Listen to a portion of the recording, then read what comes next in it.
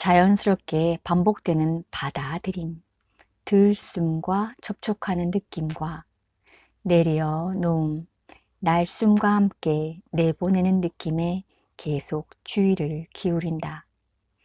숨을 들여마시면서 숨이 내 몸과 접촉하는 느낌, 숨을 내쉬면서 숨이 내 몸과 접촉하는 느낌, 들숨과 날숨, 자연스럽게 반복되는 받아들임과 내려놓음에 계속 주의를 기울인다.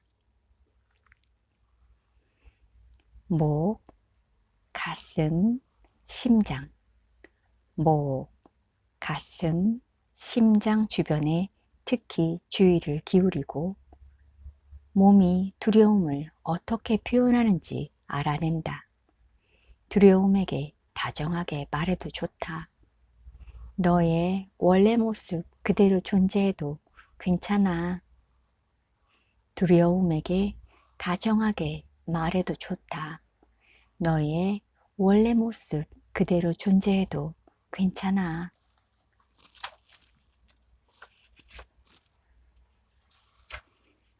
부처님이 설하였다.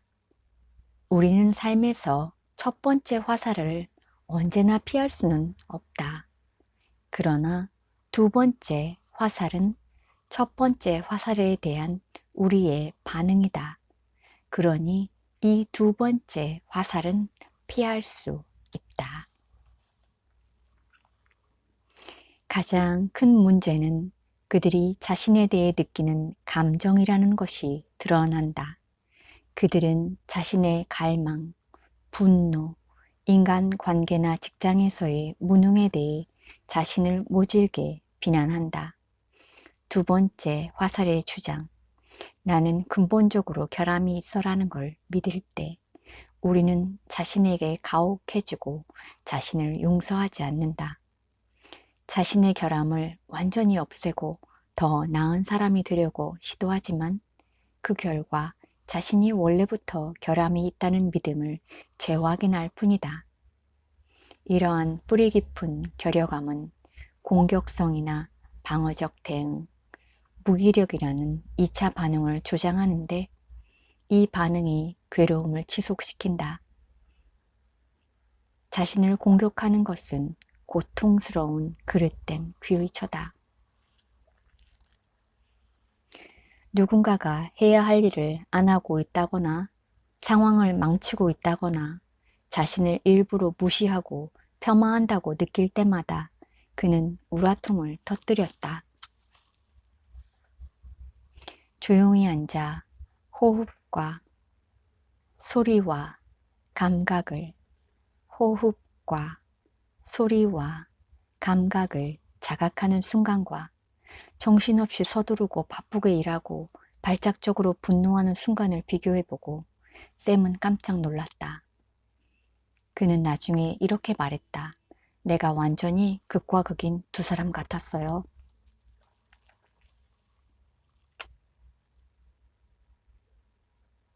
샘은 나의 명상 수업에 정기적으로 참석하기 시작하면서 상담과 명상의 도움으로 더 많이 이완할 수 있기를 바랐다.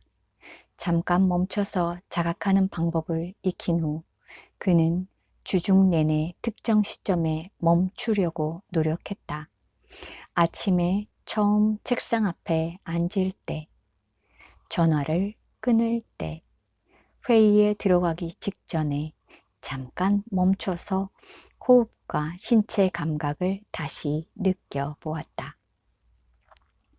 멈춤을 기억하여 행하는 순간은 마법 같아요. 마음의 중심을 잡는 기회죠. 라고 샘은 말했다. 하지만 버럭 화가 날 때는 나는 미친 겁니다.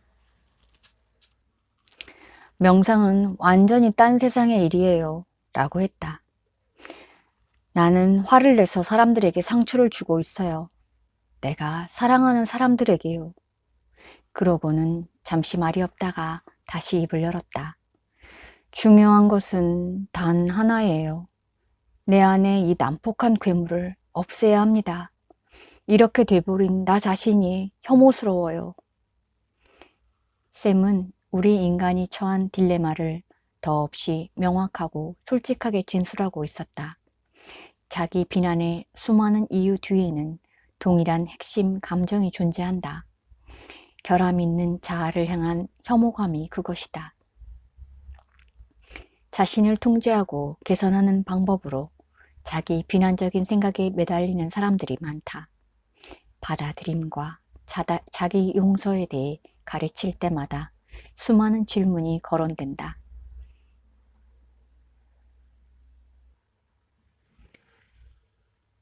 자기 통제를 개선하는 방법으로 자기 비난적인 생각에 매달리는 사람들이 많다. 받아들임과 자기 용서에 대해 가르칠 때마다 똑같은 질문이 거론된다. 내가 만일 폭식을 해서 내 삶을 파괴하고 있다면 그건 잘못된 거 아니에요? 내가 정말로 다른 사람에게 상처를 주고 있다면 그건 나쁜 거 아니에요? 어째서 나 자신을 봐줘야 하죠? 달리 말해보자. 자기 용서는 그저 자신의 그림자를 묵인하는 한 방법일 뿐일까? 반드시 뿌리를 뽑아 철저히 없애야 할 자신의 일부를 외면하는 방법일까? 그것은 체념일까? 자신을 용서한다면 우리는 변화할 수 있는 유일한 기회를 놓치는 것일까? 샘에게 나는 다른 질문을 던졌다. 그 괴물을 혐오하면 화가 덜 나세요? 대답 대신 그는 고개를 저으며 미소를 지었다. 대화를 계속하면서 나는 샘에게 내가 말하는 자기 용서는 타인에게 상처 주는 행동을 변명하거나 자신의 방종을 허용하라는 뜻이 아님을 분명히 했다. 자기 용서의 목표는 우리의 마음을 닫아걸고 정신을 위축시키는 자기 혐오에서 벗어나는 것이다. 그 목표에 이르는 첫 걸음은 자기 비난에 갇히는 순간에 잠깐 멈춰서 주의를 심화하는 것이다. 다음 이틀 동안 샘이 해야 할 일은 자신을 비난하고 공격하는 순간을 조사하는 것이었다.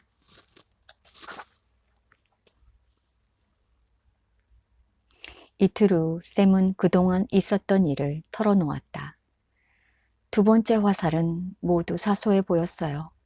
하지만 제니에 대해서 생각하면 사정이 달라요. 그는 두어 번 심호흡을 하면서 이야기를 풀어낼 준비를 했다. 2주 전에 제니가 유방 X선 촬영을 했는데 암이 의심된다고 했어요. 화요일에 조직 검사를 하고 결과는 금요일에 나오기로 되어 있었죠. 그런데 금요일 저녁에 내가 집에 들어섰을 때 제일 먼저 눈에 띈 건 소포였어요. 제니더러 우편으로 보내라고 했는데 그게 거실에 그대로 놓여 있더군요. 화가 치밀어서 고함을 지르기 시작했어요. 검사 결과에 대해선 까맣게 잊었죠. 눈물이 솟구쳐서 그는 말을 멈추었다. 제니의 표정을 절대 잊을 수 없을 거예요. 금방이라도 울음을 터뜨릴 것 같았어요. 샘이 흐느끼기 시작했다. 타라. 울먹이는 목소리로 그가 말했다. 의사들이 초기에 잡아냈어요. 제니의 건강은 괜찮을 겁니다. 하지만 마음은요. 내가 어떻게 그럴 수 있었는지 모르겠어요.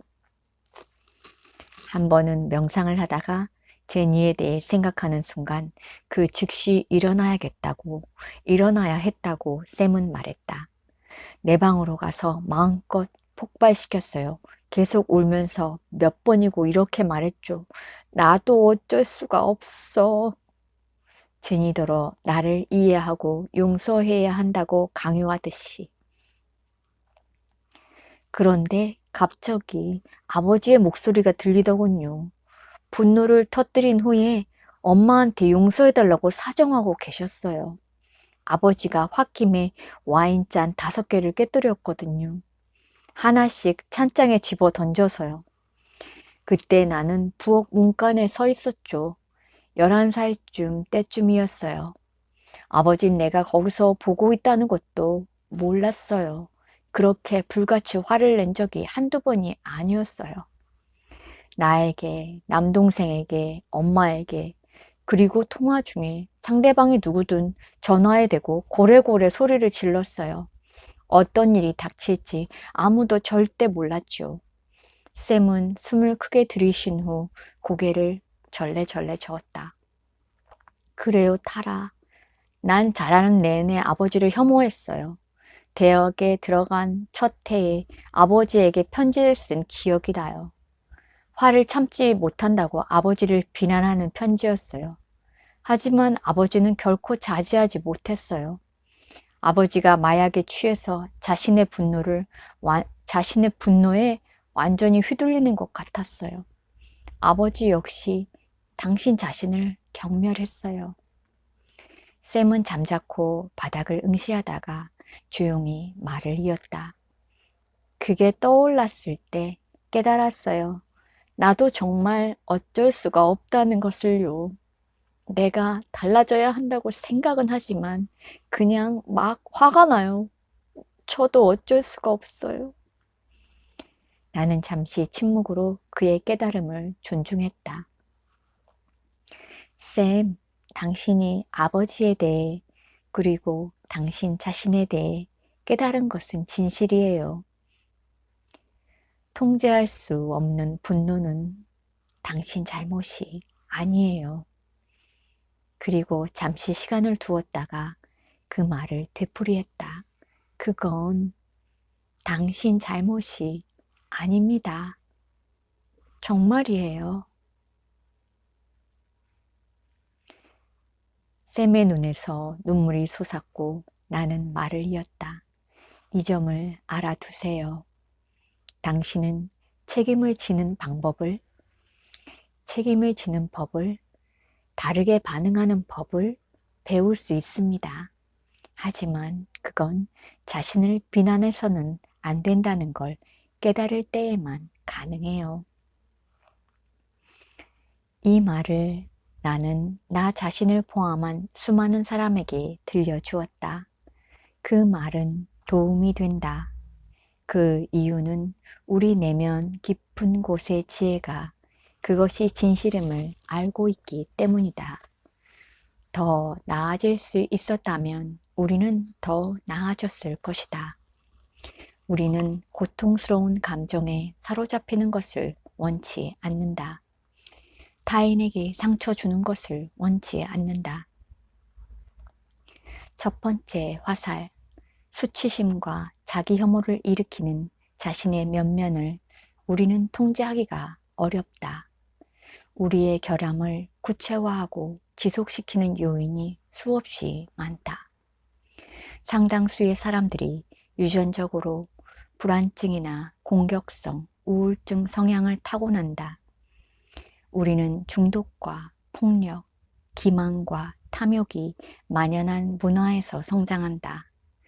주변 환경은 다양한 방식으로 우리의 신경계를 손상시키는 오염물질로 가득하다.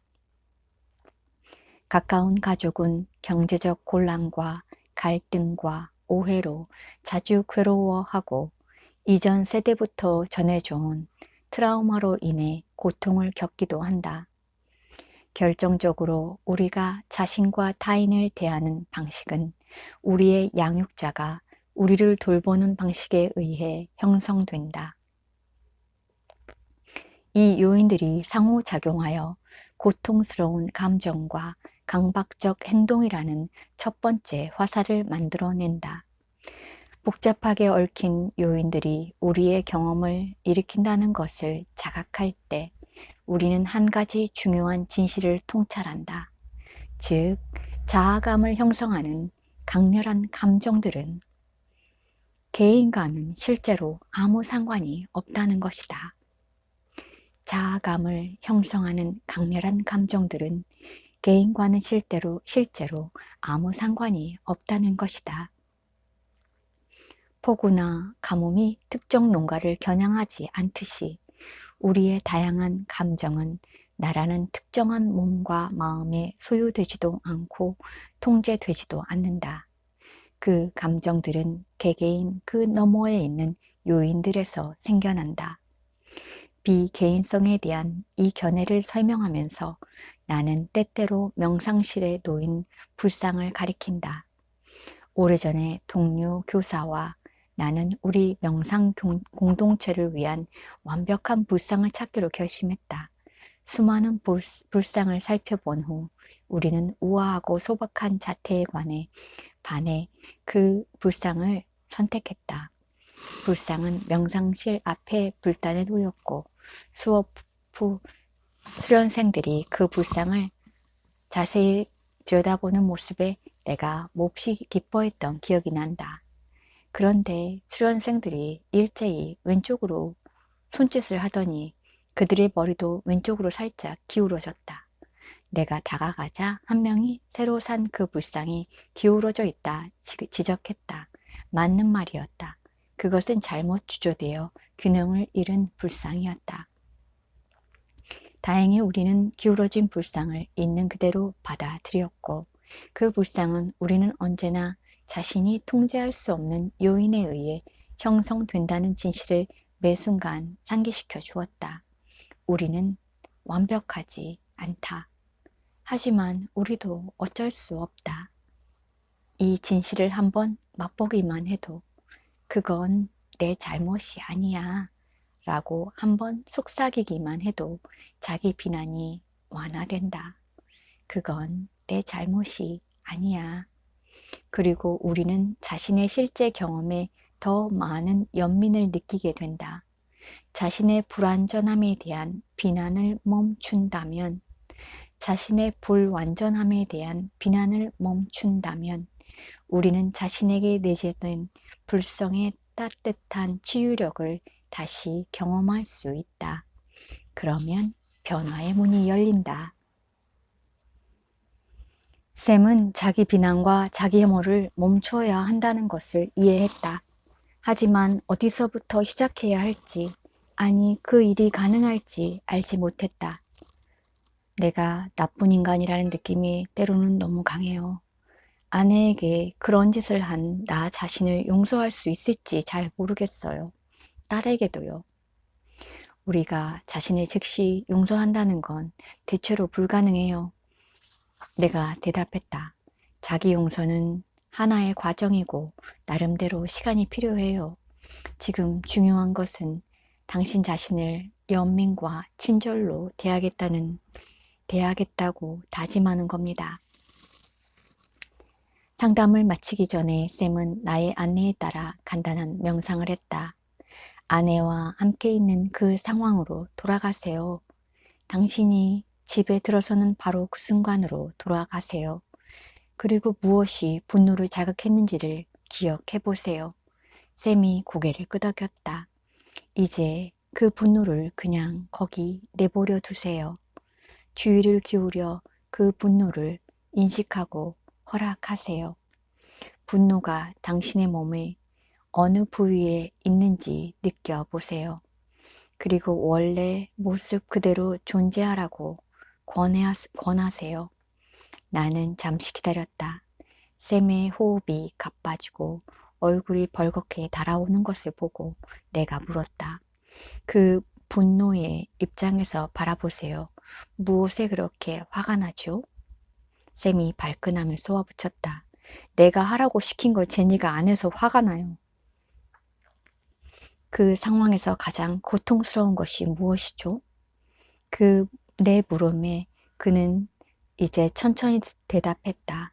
그게 그 분노의 이면에는 제니가 나를 중요시하지 않는다는 느낌이 들어요. 존중하지 않는다는. 샘이 잠시 멈추었다. 입을 열었다. 나에게 관심이 없다는 느낌이요. 그러니까 제니는 날 무시했어요. 나를 존중하고 내게 관심이 있다면 제니는 내가 해달라는 걸 해줄 거예요. 그는 다시 말을 멈추었다가 이렇게 말했다. 당혹감이나 수치심도 느껴져요. 내가 해달라는 걸 제니가 안 해준다면 틀림없이 내게 뭔가 문제가 있을 거라는 느낌이요. 샘이 한 말을 나는 똑같이 되풀이했다. 그러니까 그 분노의 이면에는 존중받지 못하고 관심받지 못한다는 느낌이 있군요. 그게 수치스럽기도 하고요. 그건 당신에게 틀림없이 뭔가 문제가 있다는 뜻이고요. 샘이 천천히 고개를 끄덕이며 자신의 불안의 실체를 이해했다. 좋아요. 이제 당신 자신을 잠시 바라보세요. 이 모든 상황을 마치 친구의 눈을 통해 보듯이 당신의 진심으로 염려하고 당신의 수치심과 무시당한 느낌을 10분 이해하는 사람의 눈을 통해 보듯이 자신을 바라보세요. 나는 말을 멈추고 샘이 이것을 상상할 시간을 주었다. 잠시 후 내가 말했다. 이제 그 다정한 시각에서 당신에게 용서와 연민의 말을 건네세요. 가령 너를 용서해 또는 용서받았어 또는 이 괴로움을 내가 달래줄게. 이렇게 이해와 보살핌을 전하는 말은 무엇이든 건네보세요. 샘은 침묵 속에서 잠시 그것을 행하다가 눈을 떴다. 눈빛이 환하고 차분했다. 꽉 조였던 뭔가가 풀리고 공간이 넓게 트였어요. 샘이 말했다. 마치 분노로 가득한 내면의 장소를 내 마음이 감싸 안는 것 같았어요. 불안하게 떠는 그곳을. 게다가 아버지까지 날 안아주는 느낌이었어요. 우리는 말없이 앉아 그 다정한 공간을 함께 느껴보았다. 상담실을 나서기 전에 샘이 말했다. 내가 결점투성이이기는 하지만 나쁜 인간이라는 느낌은 안 드네요. 이렇게 느낀 건 처음이에요. 분노는 복합적인 나의 일부예요. 하지만 이제 그는 진지한 표정으로 나를 보며 자신의 가슴을 톡톡 두드렸다. 여기에 꽤 괜찮은 인간이 살고 있을 가능성을 인정하고 있는 것 같아요. 샘과 나는 앞으로 여러 달 동안 명상치유를 이어갈 예정이었다. 하지만 선한 본성을 인정한 그 순간부터 샘은 용서하는 마음이 주는 자유를 실감하기 시작했다.